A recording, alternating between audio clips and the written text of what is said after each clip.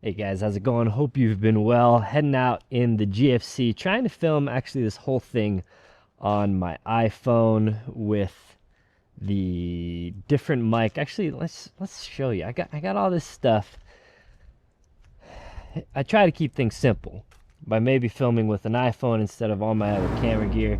But as it turns out, it kind of is more complex. But the stabilization might be better. So I have my phone. Let me pull it off here. Have my phone with this monitor that, oh, look at that. Monitoring inception on a little tripod here. I'm using some other stuff. This is so I can record to an external drive if I was shooting on ProRes, which I'm not. And then a little MagSafe action. So then I can just pop it on here real quick and then be filming selfie style. But then I could turn it around and film normal style. It may be an epic failure. And if there's weird, I think this screen is like right on the edge of the border. Not that you care about most of this stuff, but whatever. I'm late as per usual, going out to meet my friend Philip, which you haven't seen on the channel in a while. But if you remember, he actually also has a white second gen Tundra, TRD Pro, double cab with the GFC. So I figured I'll take my white Tundra with the GFC. We'll have double GFC action. We do bonfires a lot of times. He said he didn't really want to. He said he just wanted to do a howl. But I kind of want to do a bonfire. But it's windy right now, and if it's too windy up there, I'm not going to do a bonfire. But I'm going to take you with, grab some wood, cut it up with this pile. I have so many different chainsaws. I have a big, my biggest one, Husqvarna 460 Rancher, and then I have a few miscellaneous like electric DeWalt saws, and then this is my smallest guy. This is a little Fantech. I've never even used it, so I'm gonna throw some bar oil in it, and I'm gonna cut up a few things over here and see how it works to throw in here to bring out, because I don't know if there will be wood where we're gonna go camping. I'm also gonna grab the howl, also gonna grab a duffel, throw it in the truck, and then try and get out there. Days are short now, so I can't get out too late. But quick, easy trip and new filming setup. I'm all screwed up right now, but let's go grab some wood real quick. Truck's making a bit of a funky noise. Hopefully I'm not running over any little kids' toys. That was a nice long drive from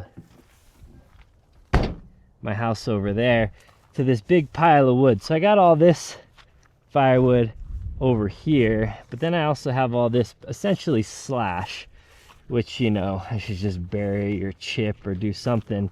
But a lot of it is wood that's big enough to burn. Like I got a lot of, I mean, some of it is like full on logs, and some of it is plenty big and worth burning. So that's what I'm gonna do. I'm just gonna chop some pieces off and take it to bonfire. So chainsaws are inherently messy, and I already got bar oil all over everything. These little guys, we got them all over, are called mullions or mullins, some people say, and they have very soft, kind of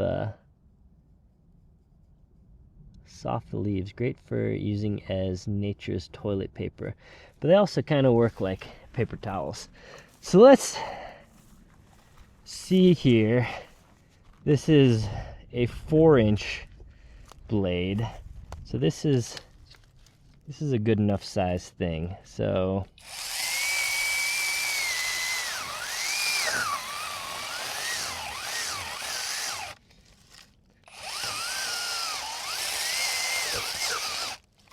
sorry, this is really not a good demonstration of it. You can see there it is in relation to my hand. Cut through that pretty nicely. So you don't really want to bind the wood up when you're cutting it. Let's see.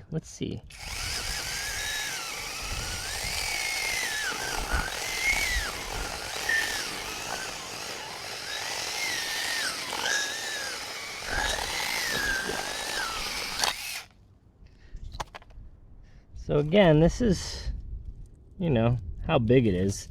Not tiny. Cut that pretty nicely. So definitely wouldn't be using it to buck up big logs or anything like that. But for cutting through this little stuff, not bad. So I'm gonna hack through a bunch of this and then fill that up. Okay, got down to 83%. Got a big box full though, so it ain't gonna replace a real chainsaw. That should be pretty obvious. But you can charge it with USB-C, and you know, you take its limitations into consideration. It's a relatively small, lightweight, compact little saw. Really more for limbing than for, you know, taking apart actual trees. But for all the stuff that I feel like burning today, I think it'll do a pretty good job. So I think there are times right now, so I gotta see where the camera's over here. So right now I'm just using the front camera, which, as long as the lighting is okay, is not a horrible option. You guys will give me some feedback in this video. I feel like I'm a little crazy because I'm kind of rushed. I've had a crazy, busy, hectic day today. But you can give me some feedback. Oh, it's kind of bouncy. And then I have the 17 Pro. It has a little shutter button. So when I hold it, I actually just quit recording because I hit the button. So the stabilization on the front camera won't be as good. The dynamic range won't be as good. The quality won't be as good in general, but maybe it'll be good enough for some things. So this truck, unfortunately, has kind of been a big loss for me.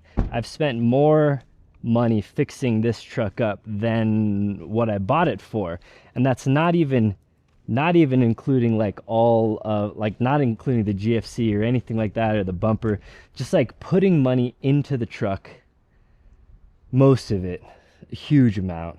The giantest portion was undoing the bro lift that cut the cross member and needing to re-put the cross member on and put real suspension on, which I'm gonna have to swap out, honestly. This truck's been a nightmare for me. Not like reliability, not issues, but just like getting it the way that I want to get it has been a pain. And then the realization that a two-seater truck doesn't make a ton of sense for me with my family. I don't know. I do have some regrets with the RCSB. I still think it's cool, right? Like, it's certainly a cool truck. Just figuring out how to make it fit into my life is gonna be a challenge, honestly. So we're getting this thing packed up. I gotta go. Actually, this was the truck I camped in last when we did hammock camping, so I have some stuff in here that I haven't even taken out. I'll just repack my duffel, and I didn't even use that thing, so it's at 100%. Starlink's still in here. I do have this diesel heater. I have the new H-Calorie, whatever, toolbox. I think it's called the Toolbox Max. So I'll probably show you this when I'm out there, but actually I'm gonna use it inside the GFC.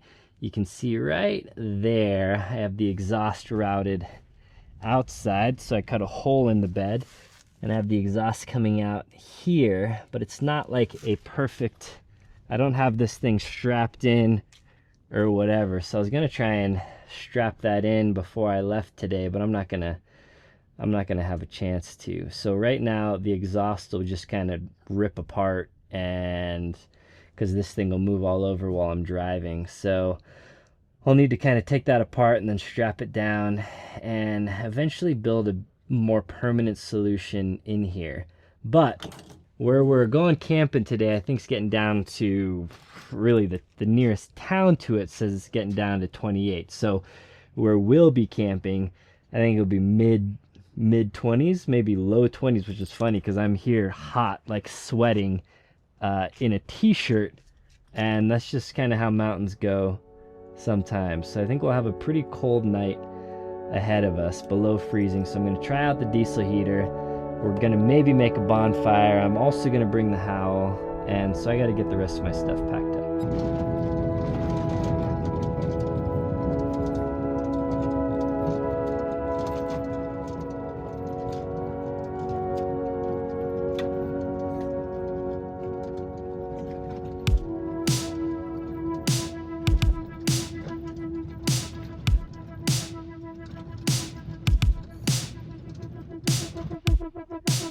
White Tundra GFC brothers.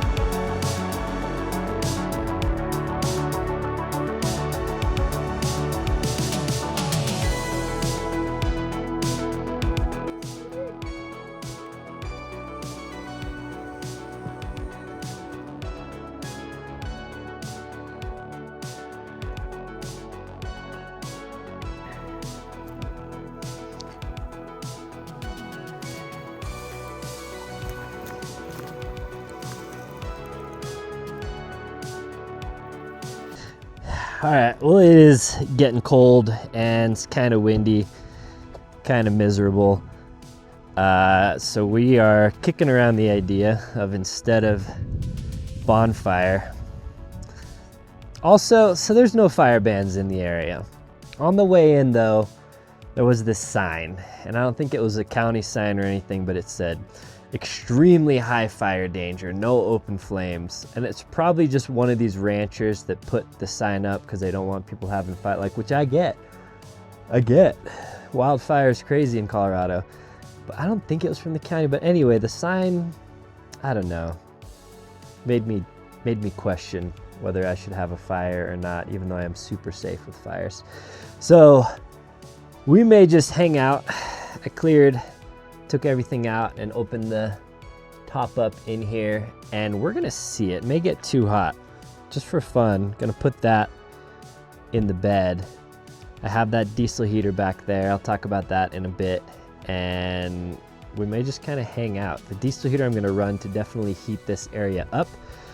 The howl in there, we're gonna need to keep 1 or 2 windows open, obviously, so we don't die, and it may just be too hot, but we're gonna try it out. Probably grab a jet boil and make some dinner as well, which, yeah, I should actually see what we got in here. So we got either chicken Alfredo or home-style chicken and rice. I actually brought another one. I think the other one I brought sounded better, so I'll probably have it.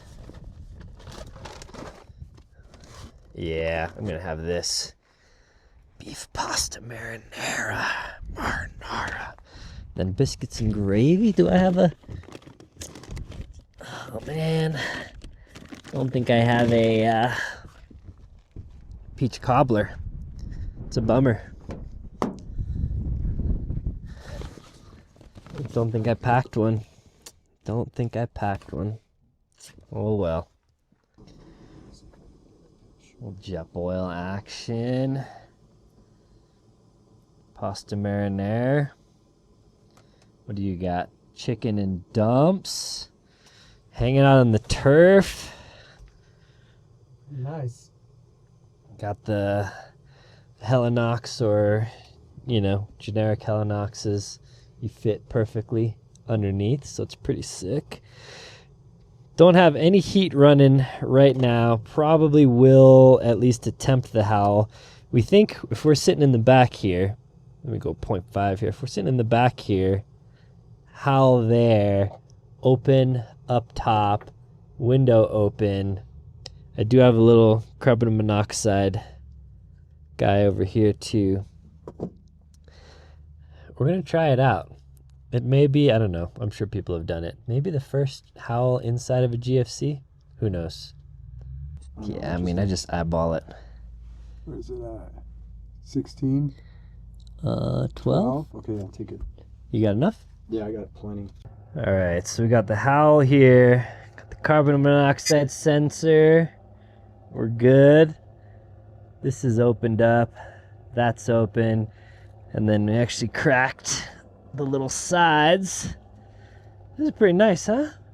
It's nice.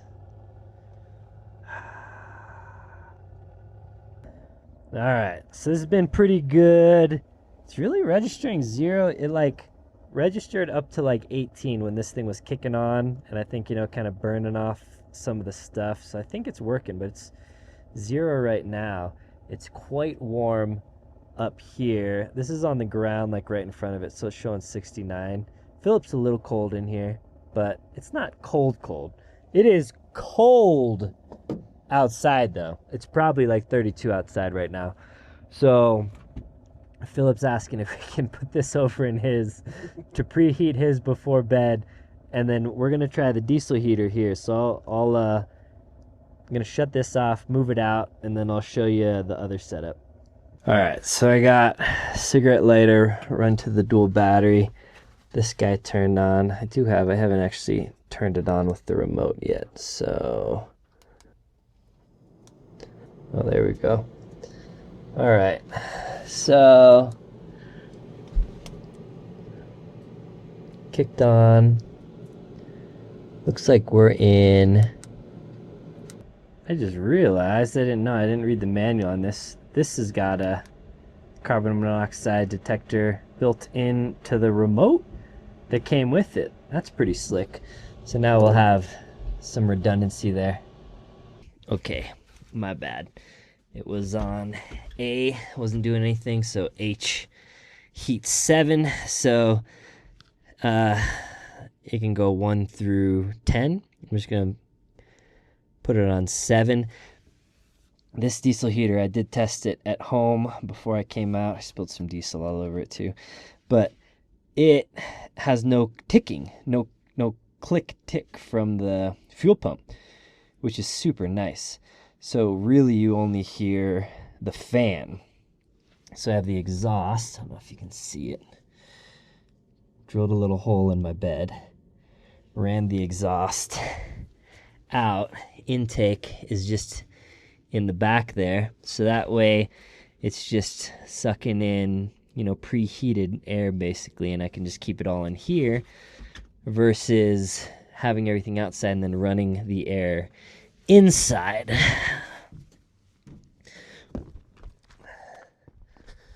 So the exhaust is just right out there. So we'll see how it works.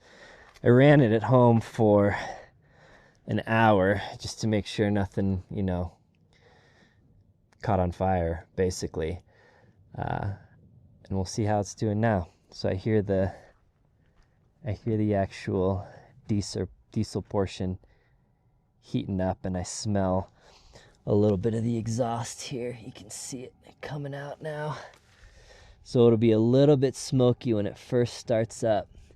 It's weird. I can't see any of that with my naked eye. I can only see it in the camera for one reason or another. But yeah, it's kicking on. Philip, instead of sleeping up top, he's gonna try sleeping in the bed.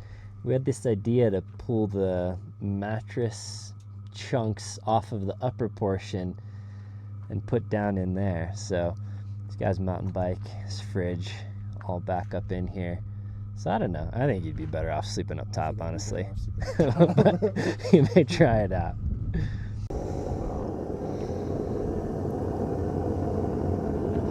It's fucking bad. I'm getting like sweaty.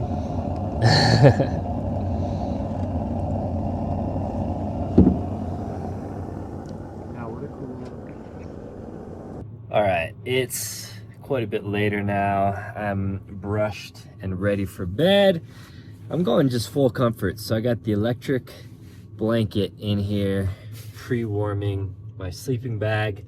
I don't think I'll need it, but I do have the aeronaut quilt over here, and it's also pre-warming my pillow. So my pillow's warm, comfy tonight. I have basically the top portion, and then I'm leaving this middle portion open. I don't know if I'll run the diesel heater or not. I have it turned down now. I'm not sure. I have this I have the hose basically angled up there. I'll check how we are on fuel, but basically gonna turn the lights off, go to bed.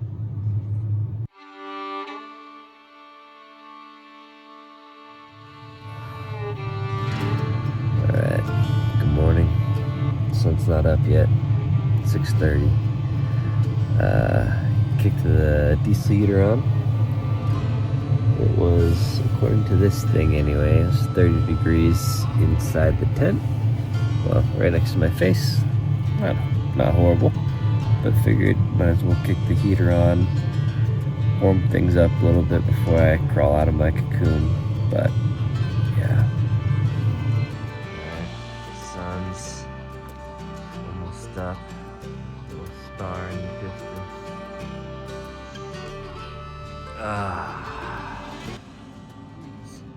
Venus. That's right. By chance. Philip said he was cold. Oh, yeah. Freezing his dick off. The bed is a heat sink, dude. I got frozen out and I ended up in the tent. Oh, did you? Yeah. Yeah, I see a pot. I wasn't even paying attention. Yeah, up top, a little warmer. Usually I have a platform, so I don't get as cold in the bed. Yeah, it just sucks the heat right off you. I slept great because I had the heated blanket. I didn't run the diesel heater all night, but I did have a heated blanket that I had plugged into the Blue Eddy over there, and then diesel heater and lights and everything I just have in the dual battery setup. Anyway, Philip had a little frappuccino for me, so that's nice. And I'm gonna pack the rest of this stuff up and basically roll out, I think. Yeah. It's a good camp stock. 12-hour adventure. Yeah. All right, truck started up, showing 27. Sun's almost up over the ridge. Packed up. Gonna roll now.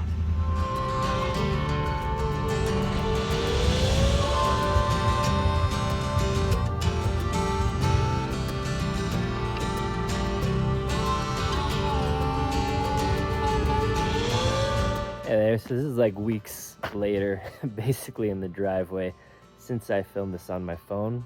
All out of the normal routine. I think I kind of like the phone thing. Give me some feedback, if you will, down below. If you're a regular watcher of the channel, let me know how it was. I think I'll still use my real camera for stuff where I'm going to have it on a tripod and whatnot, and actually care a little bit more about production quality, I guess. And then maybe for the run and gun stuff, like vehicle walkarounds and whatnot, cell phone might be a little easier. Anyway, after a Weekenderlander, I like to kind of break down the setup, and this will be nice because I'll be walking around and the phone will be a little more stabilized and whatnot. But I was kind of talking crap about the truck earlier in the video, I know, and some of it still applies. I like the truck overall. The truck's super cool. And I don't know if I talked about it or not, but one of the things I hate the most, though, honestly, is how massive these doors are and how the little stoppers are worn out. I'm not on much of a hill here. I'm on just a tiny little hill, and the door does not stay open at all. So I've like crushed myself quite a bit. You know, it just closes on me. It closes on my leg or my hand or my arm or whatever. Not much else going on in here, really. I did take the wood out because I didn't use it, obviously. And then I'll probably just burn that in my wood burning stove in the house, or just leave it in this bin until I go camping next time. I do think this thing's pretty cool. Again, not going to replace a real chainsaw, but USB-C charging, super compact, super light, easy to use, again, for smaller stuff like that. Pretty cool. I'll go through some of this stuff, talk about, some plans in there. I'm just trying to think if there's anything else. I had the Vertex duffel that I have taken out by now. Oh yeah, I didn't use this little guy, but this is a blower, inflator, deflator, tire inflator, kind of does everything. So it's a pretty cool little device. Also, you know, Fantic does send me stuff. I think I'm pretty open about that, but I like them because you can buy it on Amazon. It's got even a little light, a ring light here, so you can see what you're doing. So that's pretty cool. I didn't have an inflatable mattress on this trip, but I may take it out again. I have one that I'll be using here soon. But it's nice just to blow stuff off and to have kind of multi-use thing. Again, USB-C charging. Pretty rad. But anyway, you can buy this stuff on Amazon. They sell some of their stuff at Costco even. So I'll link to that stuff down below. This jug is just I think it's a 2-gallon insulated water jug. It's got a little vent on the top. It's made by Stanley. And if I'm by myself, I don't need much water, especially just for a little overnighter. But if I am planning to make a fire and I'm not by a creek or something, then I like bringing a little extra water to put out the fire a little easier. And I like bringing insulated stuff so it doesn't freeze. So if you don't have an insulated jug and you're sleeping, you know, in 20-degree or colder weather, you'll wake up to I mean, even if you're in freezing, if it's just 31 degrees and you leave it long enough, it'll freeze, obviously. But you'll wake up to frozen water, and then that's a pain. So usually I'll bring an insulated jug. It obviously won't keep stuff from freezing forever, but like overnight, it will. Then the H-calorie or H-calorie diesel heater. This has been outside a bit, so it's covered in dust, but I forget how detailed I showed you, but it has the on-screen controls, everything there, the diesel fill. It's all one unit, so the tank is inside, but it has a much bigger tank than a lot of the other ones, a 7.5 liter tank. And it's a nice form factor, and just has, this is the intake. There's no separate intake for the air or the exhaust. The exhaust comes out here, which that's where this is the nice thing about filming on iPhone. It's where I drilled the hole to go out. The exhaust runs under the bed. I showed that earlier.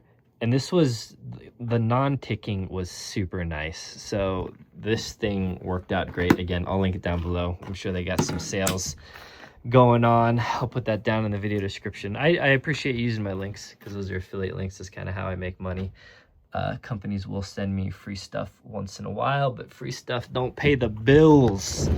Affiliate does. So appreciate that. But yeah, nice setup. That worked great. This is, I probably will be my main kind of winter camping thing, just because I can run that and just stay so warm and comfy, and it'll be nice. I think I will just kind of rough it for fun here and there. And, you know, maybe I've been talking about wanting to do just more like bushcraft stuff, and I want to get into hunting and do all that just kind of stuff that's a little bit more extreme, I guess, than just an overnight in a rooftop tent. So this year I'll probably get into that. I may go out and try and do some fun stuff over in the winter and try not to die.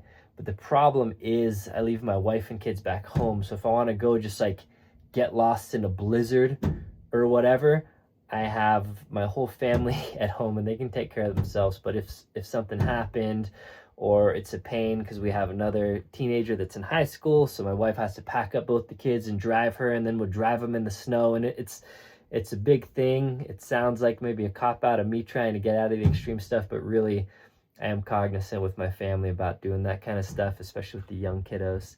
Anyway, so we'll see how much I do or don't do. The nice thing also is that I can go ultra wide here. So I do like, I've talked about it before, the Helinoxes are nice and short. So when you're sitting in here without the thing popped, you can chill like that. So what I kind of want to do is build a low bench, maybe a little bit lower than the height of this. It would be nice if I built it high enough so I could put bins underneath, but I don't think this one would fit. But I need to build it low enough to where I can still sit on it without hitting my head. Now, if I sit on this thing, I'm not sure, I don't have my screen on right now, so I don't know what you see. Probably my double chins. But if I sit on this, I can basically sit at an angle, like lean back and still fit. But when I'm in the Helinox, hit my head. Oh, that sucked. I can sit pretty much like straight up and still fit. So anyway, I'm getting a little more serious about figuring it out, and then I need to figure out a system. It's just a piece of plywood to kind of keep it flat here, but figure out how I want to do a slightly more permanent mount of that diesel heater and really secure it in. The really only thing I have by default is this. So I'll probably drill some holes and put a couple riv nuts in, but I may do that just as part of this bench thing as well. So anyway, need to spend some thought on that because I don't want to do like a full like camper build out of this. I know some people do that on GFCs and, you know, obviously four-wheel campers and whatnot, but I think I want to keep it pretty minimal still. That's that. It was a fun trip. Looking forward to getting more nights in the GFC. And yeah, as always, if you guys have any questions or feedback or stuff you want to see in videos, I always encourage you to leave comments. I love hearing from you guys what you're looking for, what you liked, what you hated, what you'd like to see. So appreciate you watching. Appreciate you tuning in. Links down below for stuff. Oh, also, I forgot if I was going to talk about it or not. The diesel heater, my diesel heater, that one anyway, the toolbox does have the CO2 monitor on the remote, which I thought was cool. But this is, I know some people will ask what it was. This is the one, this is another one. Charges with USB-C, has some nice stats, temp, humidity, CO sensor, not CO2, it's not a carbon dioxide sensor, it's a carbon monoxide sensor.